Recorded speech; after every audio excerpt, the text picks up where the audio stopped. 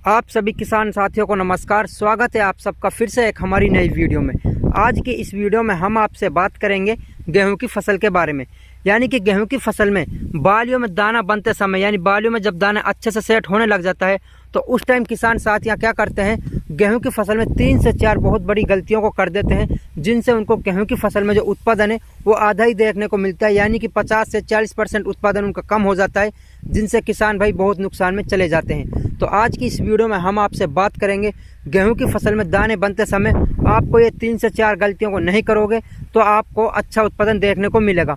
और वो कौन सी 3 से 4 गलतियां हैं जिनको आप करते हो वो हम वीडियो में आपको आगे ज़रूर बताएंगे। आप वीडियो में लास्ट तक ज़रूर जुड़े रहिए। लेकिन उससे पहले अगर आप हमारे चैनल पर नए हैं तो चैनल को प्लीज़ सब्सक्राइब कर लीजिए, जिससे आपको हमारी कृषि संबंधित वीडियो देखने को मिल सके। अगर आपको हमारी वीडियो पसंद आए तो वीडियो को एक लाइक भी ज़रूर कर दीजिए।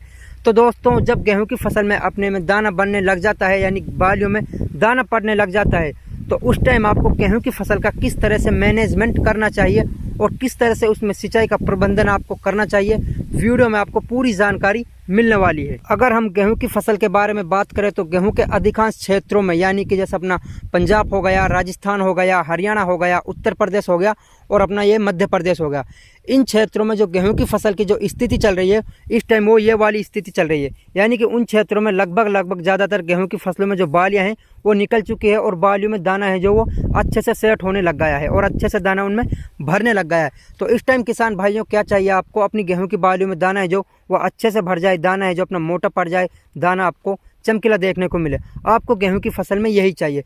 तो उसके लिए आपको गेहूं की फसल में 3 से 4 सावधानियां बरतनी चाहिए।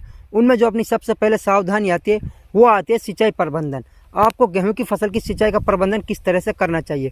तो सिंचाई के बारे में हम बात करें तो गेहूं की फसल में इस टाइम आपको नियमित रूप से नमी बनाए रखनी है। अगर आप गेहूं की फसल में नियमित रूप से नमी नहीं बनाओगे तो उससे क्या होगा, जो अपनी गेहूं की फसल में नीचे से, यानी कि जो अपनी पत्तियां हैं वो भोजन बनाएंगी, तो जो नीचे आपका जो पानी है वो धीरे धीरे पत्तियों के माध्यम से अपनी बालियों तक जाएगा। तो जिससे वो क्या है, अगर पानी अपनी बालियों में अच्छे से चला जाएगा तो दाना अपना अच्छे से उसमें सेट हो जाएगा। अगर इस टाइम आपने गेहूं की फसल में पानी की एक भी हल्की सी कड़कपन दे दी तो जिससे क्या होगा, जो अपने पत्ता है जो भोजन बनाता है, जिससे प्रकाश संश्लेषण की सहायता से वो भोजन को बालियों में भेजता है, तो उससे क्या होगा, और अपने गेहूं के खेत में नमी नहीं रहेगी तो उससे क्या होगा, अपनी गेहूं की फसल में जो ये पत्तियां हैं ये सूखने लग जाएंगी और जिनसे अपनी बालियों का भोजन पूरा नहीं बन पाएगा। जिससे क्या होगा, अपनी पत्तियां भी सूख जाएंगी, बालियों का भोजन पूरा नहीं बनेगा, जिससे अपना जो पड़ने वाला दाना है वो हल्का पड़ेगा, पिचका हुआ पड़ेगा और दाने में हल्का वजन रहेगा। यानी कि जो अपना दाना है वो बहुत ही कमज़ोर पड़ जाएगा, जिससे क्या होगा, अपना जो उपज है वो आपको बहुत कम देखने को मिलेगा। तो इस टाइम आपको क्या ध्यान रखना है, अपनी गेहूं की फसल में सबसे पहले नियमित रूप से उसकी सिंचाई करनी है। हल्की हल्की आपको सिंचाई करते रहनी है। अपने खेत में इस टाइम आपको बिल्कुल पानी की कड़क नहीं दिखानी है। तो सबसे पहले आपको इस बात पर बहुत ज़्यादा गौर फरमाना है। अगर आप सिंचाई कर रहे हैं तो सिंचाई का भी आपको ध्यान रखना चाहिए। इस टाइम क्या होता है, हवाएं बहुत तेज़ चलती हैं, तो आपको जब हवाएं चल रही हैं तो उस टाइम आपको सिंचाई रोक देनी चाहिए। आपको सिंचाई उस स्थिति में करनी चाहिए जब हवाएं बिल्कुल बंद हो गई हो। अगर आप सिंचाई के टाइम, यानी सिंचाई हवा चल रही है और आप सिंचाई करते हैं तो उस टाइम क्या होगा, अपनी गेहूं की फसल जो लोड जाएगी, जिससे आपको 40% भी उत्पादन देखने को नहीं मिलेगा। तो इस चीज़ का भी आपको बहुत ज़्यादा ध्यान रखना चाहिए।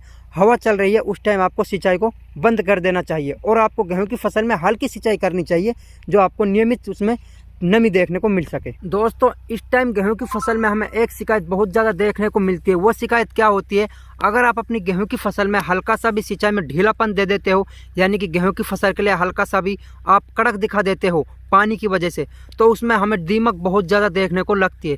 जिससे क्या होता है, दीमक अपने गेहूं के खेत में लग जाती है और जो गेहूं का पौधा होता है उसको वो नीचे से खाने लग जाती है, जिससे अपना तना है वो टूट के गिरने लग जाता है और अपनी बालियाँ सूखने लग जाती हैं, पौधा सूखने लग जाता है, जिससे आपको बहुत ज़्यादा नुकसान होता है। तो इस टाइम आपको खेत में प्रॉपर सिंचाई करनी चाहिए, जिससे अपनी गेहूं की फसल है जो उसमें दाना भी अच्छे से सेट हो जाएगा और दूसरी अपनी गेहूं की फसल है जो दीमक की बीमारी से भी बच जाएगी। तो आपको सिंचाई पे विशेष ध्यान देना चाहिए इस टाइम। तो दोस्तों, गेहूं की फसल की इस स्थिति के लिए हम उपज के बारे में बात करें, यानी गेहूं की फसल से अच्छा उपज हम कैसे निकाल सकते हैं उसके बारे में हम बात करें तो हम वीडियो में आगे बढ़ते हैं।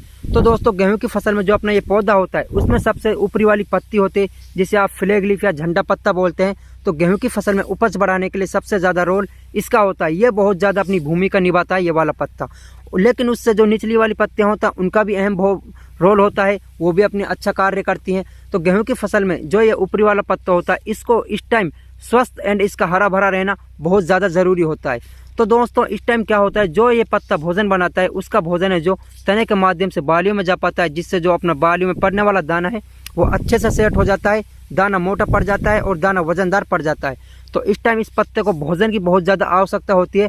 तो उसके लिए आप क्या कर सकते हैं, उसके लिए आप पोटास का स्प्रे कर सकते हैं, जिससे क्या होता है प्रकाश संश्लेषण की सहायता से अभिक्रिया करके इस पत्ते के भोजन की पूर्ति हो जाती है, और वो जो भोजन की पूर्ति हो जाती है वो भोजन अपनी बालियों में चला जाता है। तो इस टाइम अपनी गेहूं की फसल में आप पोटास का स्प्रे कर सकते हैं। तो पोटास आपको लेना है 800 ग्राम प्रति एकड़ के हिसाब से। उसके साथ आपको बोरोन ऐड करना बहुत ज़्यादा ज़रूरी होता है। बोरोन का क्या काम होता है, जो अपनी ये बालियाँ मुड़ने लग जाती हैं, बालियों में किसी भी प्रकार का रोग आ जाता है, या फिर अपनी पत्तियाँ घूम जाती हैं इस तरह से, या फिर पत्तियाँ सूखने लग जाती हैं, तो उन पत्तियों के लिए बोरोन बहुत अच्छा काम करता है, उन पत्तियों को एकदम बीमारी से बचा देता है। तो उसके लिए आपको बोरोन लेना है। तो आपको पोटास लेना है प्रति एकड़ के हिसाब से 800 ग्राम, और बोरोन लेना है आपको 200 से 250 ग्राम। आपको 150 से 200 लीटर पानी में दोनों को अच्छे से घोलकर 1 एकड़ का स्प्रे कर देना है, जिससे आपको अच्छा रिजल्ट देखने को मिलेगा। लेकिन उसके साथ आप पोटेशियम नाइट्रेट का भी इस्तेमाल कर सकते हैं, उसका भी काफ़ी अच्छी सिफारिश की जाती है और उसका भी हमें अच्छा रिजल्ट देखने को मिल सकता है। आप पोटेशियम नाइट्रेट का भी इस्तेमाल कर सकते हैं गेहूं की फसल के लिए, लेकिन आपको उसके साथ भी बोरोन ऐड करना बहुत ज़्यादा ज़रूरी होता है।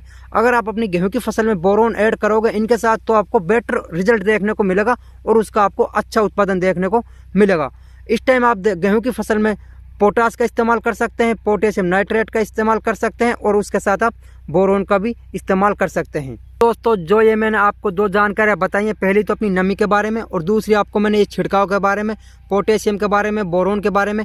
तो इनका इस्तेमाल आप कर सकते हैं और इस तरह से अपनी गेहूं की फसल का आप मैनेजमेंट कर सकते हैं। सिंचाई के बारे में भी आपको बता दिया किस तरह से मैनेजमेंट करना है, और छिड़काव के बारे में भी आपको बता दिया किस तरह से मैनेजमेंट करना है।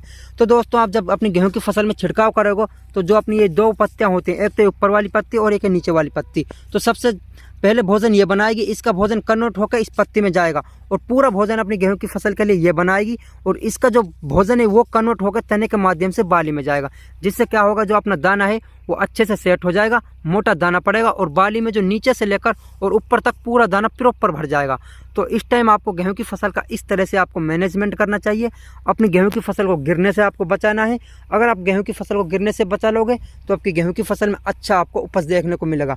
आपको भी यही काम करना है, गेहूं की फसल में नियमित रूप से सिंचाई करते रहना है, और आपको इस टाइम आपको पोटास और बोरोन का स्प्रे अवश्य कर देना है, जिससे अपनी गेहूं की फसल में आपको अच्छा उपज मिल जाएगा। इस टाइम आपको गेहूं की फसल को गिराना भी नहीं है। अगर आप कभी ये सोचते हो हम एक बार सिंचाई अच्छे कर दें, तो कभी सोचते हो हवा चल रही है एकदम सिंचाई कर दे तो अपनी गेहूं की फसल एक सिंचाई में पक जाएगी, तो आपको भारी सिंचाई भी नहीं करनी। अगर आप भारी सिंचाई कर देंगे तो जिससे अपना गेहूं का पौधा है वो गिर जाएगा, और जिससे आपको 60% उत्पादन बहुत कम देखने को मिलेगा। तो इस टाइम अपनी गेहूं की फसल का आप अच्छे से मैनेजमेंट कीजिए, अपनी गेहूं की फसल की नियमित रूप से देखभाल कीजिए।